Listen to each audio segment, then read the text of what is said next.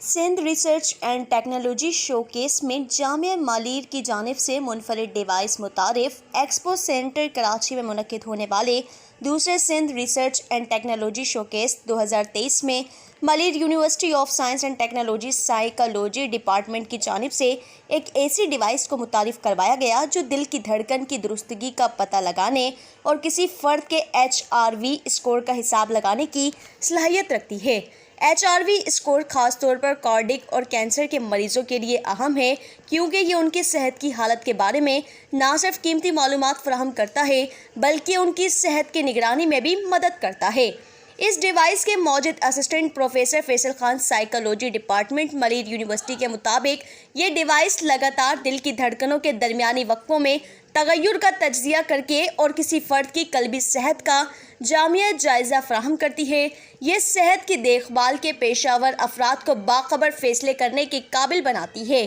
اور بہتر نتائج کو یقینی بناتے ہوئے مریضوں کے علاج کے منصوبے تیار کرتا ہے۔ مزید برآں اس ایونٹ میں مالیر یونیورسٹی کے چانسلر، وائس چانسلر،